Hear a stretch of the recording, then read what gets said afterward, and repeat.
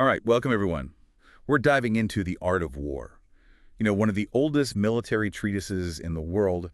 We'll be using Lionel Giles's 1910 English translation for this. It's pretty amazing how relevant it still is, even though it's so old. Yeah. So, when you think military strategy, you might think intense, maybe a little intimidating. Yeah. But honestly, this book, it's about way more than winning battles. It's really about strategy in general. It is. It's about planning, understanding people, how they think, how they act. Yeah. So like whether you're getting ready for a tough negotiation, or even just trying to wrap your head around, like, why things happen the way they did in history, this deep dive, this is going to be useful. Definitely. Sun Tzu, he doesn't just jump right into tactics. He starts by building a foundation, like understanding the core of what conflict really is. Right? Like, he's giving us this blueprint for how to think strategically. Mm. He starts with these five kind of core factors: moral law, heaven, earth, the commander, and then method and discipline. It's almost like he's saying, okay, before you even think about getting into any kind of conflict, you got to get these basics.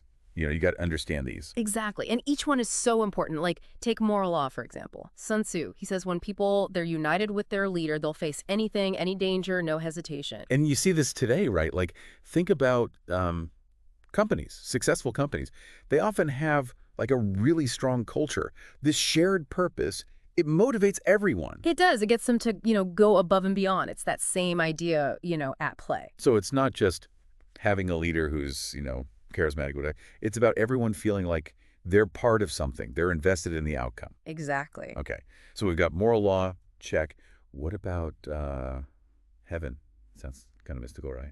Well, not quite. For Sun Tzu, heaven, it's about understanding the natural world, day and night, seasons, weather, how they affect your strategy. Oh, okay. So it's like in marketing, right? Timing is huge. It is. You wouldn't launch like a swimwear line in the middle of winter. Right, right. So it's about being aware of the context, timing, all those outside things that you can't really control. You got to work with them, not against them. Yeah, absolutely. Okay, I'm starting to get this.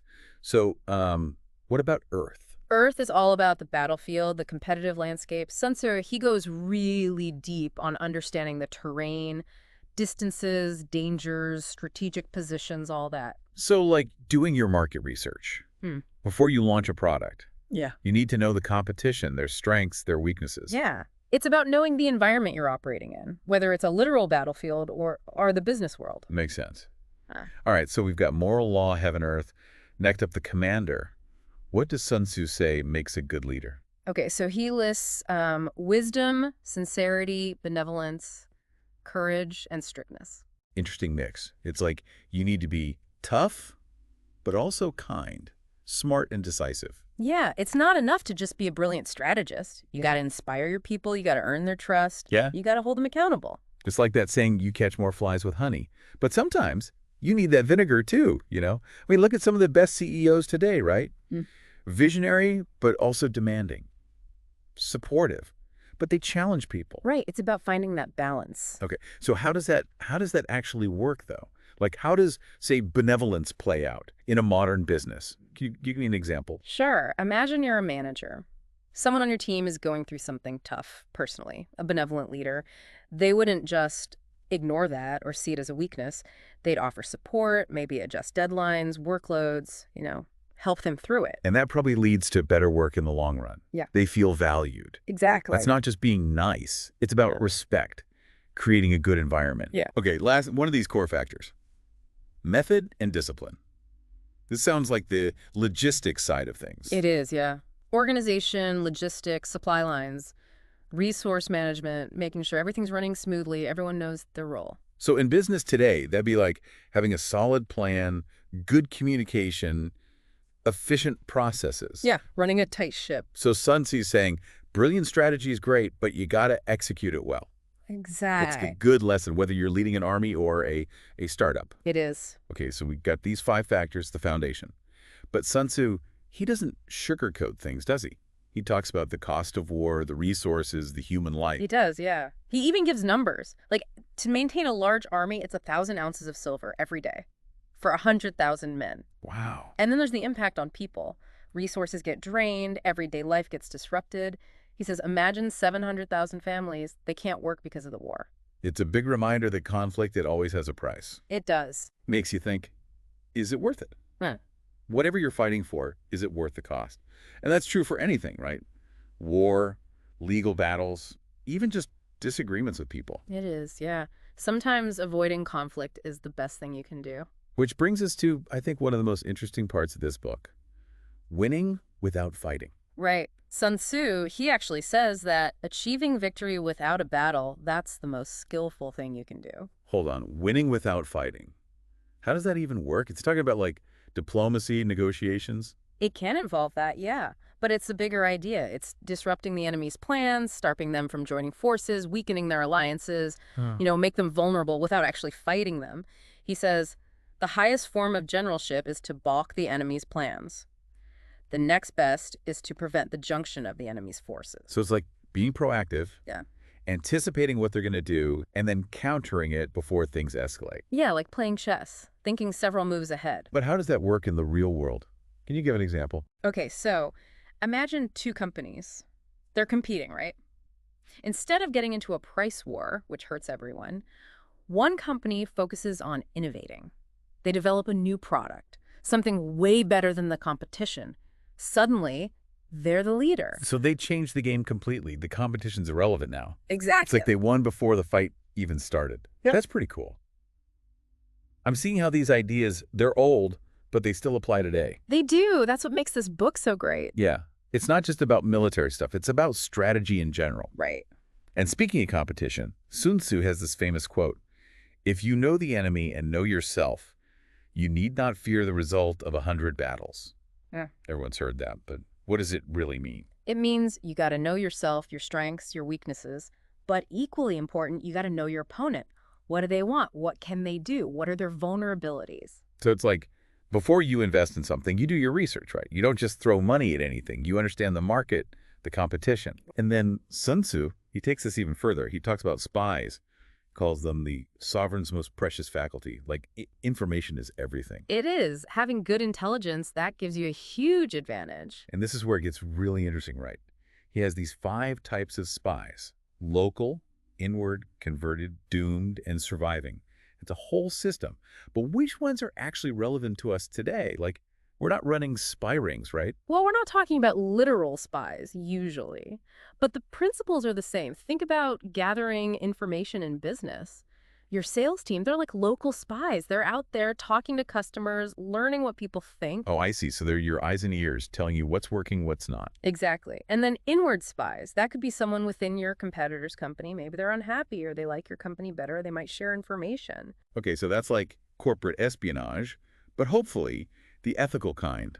So again, it's not about, sneaking around in the shadows. It's about understanding that information is power, and the more you know, the better decisions you can make. Exactly. Sun Tzu, he really understood that. He was way ahead of his time. It's amazing, this book, it's like a blueprint for strategic thinking. Yeah. And it's still so relevant. We've covered the basics of war, the cost, winning without fighting, knowing yourself and your opponent, even spies. That's a lot. It is, and we've only scratched the surface. There's so much more to explore. He talks about using the terrain to your advantage, understanding the psychology of your troops, so much. Okay, I'm ready. Let's keep going. So, Sun Tzu, he doesn't just tell us how to win. He also talks about, how to avoid messing up. He lays out these 6 calamities that can happen to an army. And they're not about, natural disasters or being attacked. It's about leadership, like when leaders make bad choices. Oh, interesting. So it's like self-inflicted wounds, basically. Mistakes that can really hurt you. Okay, I'm curious, what kind of mistakes are we talking about here?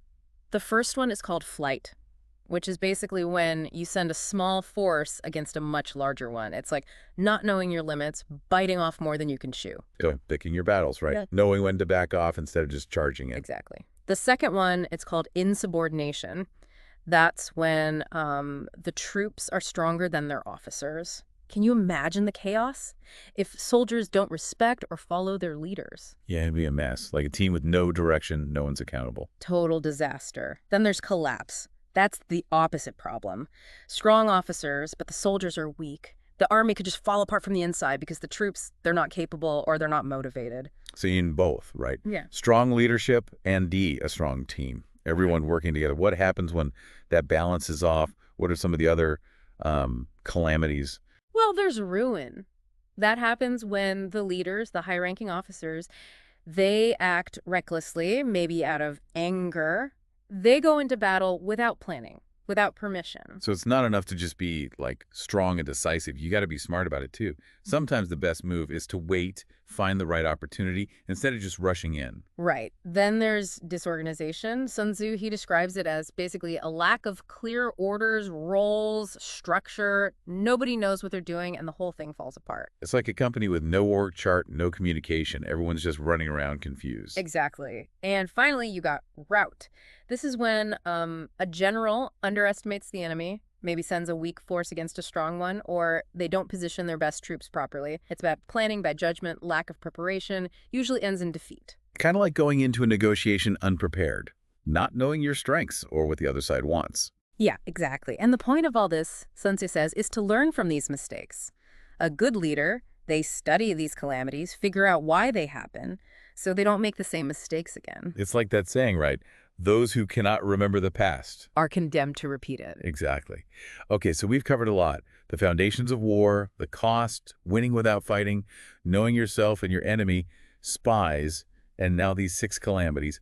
What else does Sun Tzu talk about? Well, he goes deep on the importance of terrain. He actually has 9 different types of ground and how they affect your strategy. 9. Wow, that's a lot to keep track of. So how does the terrain, like, play into all of this? How does it matter? Okay, so imagine you're a general, you're leading your army, the type of ground you're fighting on, it makes a huge difference. Yeah, that makes sense. I can see how, like, fighting in the mountains is going to be different from fighting out on, open plains. So what are some of these types of ground, and how do they affect your strategy? Okay, so the first one's called dispersive ground. Basically, it's your home turf, and he actually advises against fighting there because your troops might be spread out and less motivated to defend somewhere familiar. It's like you get complacent when you're in your comfort zone. Right. Then there's facile ground. This is enemy territory, but not too far from your own. He says don't stop there because your troops, they might be tempted to turn back. So keep pushing forward, keep that momentum. Yep.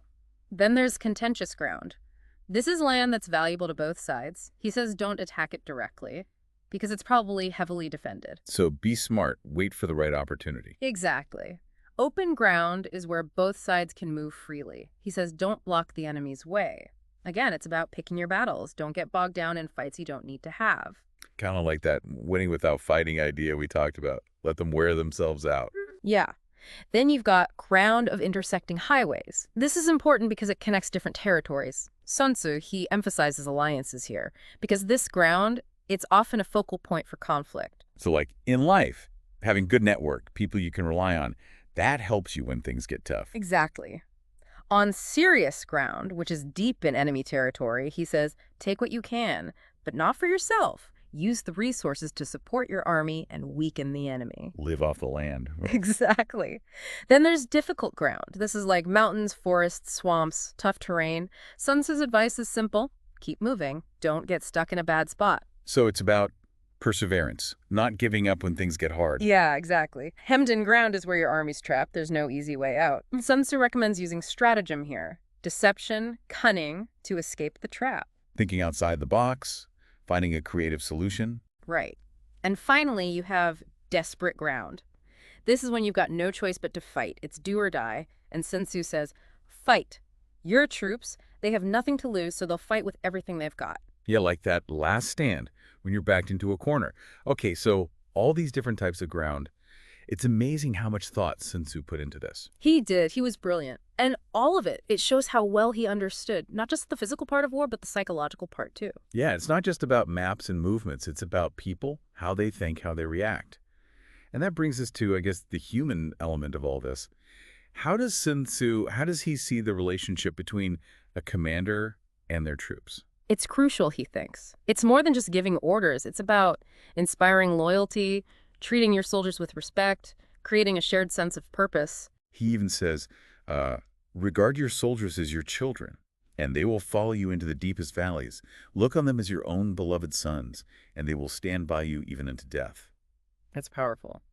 But he also talks about discipline, right? Holding people accountable. How do those two things work together? Yeah, it's about balance. He says, therefore, soldiers must be treated in the first instance with humanity, but kept under control by means of iron discipline. So it's like being a parent, almost. You love and support your kids, but you also got to set boundaries, expectations.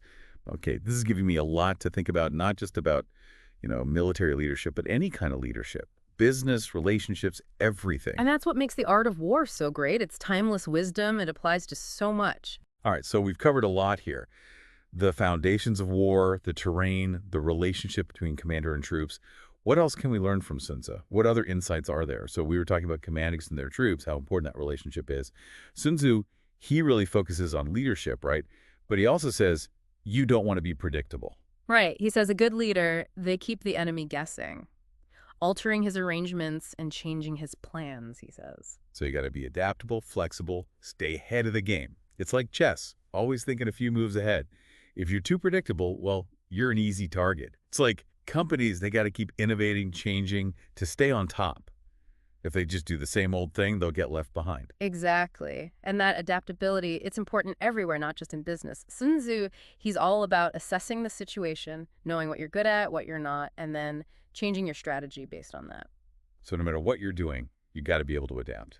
Yeah.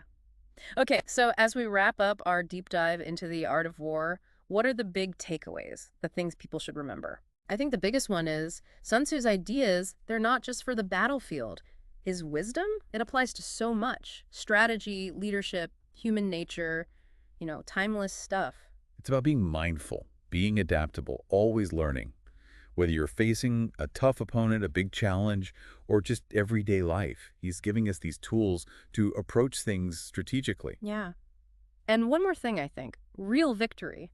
It doesn't just come from beating other people. It comes from mastering yourself. That's a good point. So it's not just about winning those external battles. It's about the internal ones, too, the fears, the doubts, those things that hold us back. Exactly. Sun Tzu, he wants us to really know ourselves, build on our strengths, face our weaknesses, and become better leaders, wise and compassionate.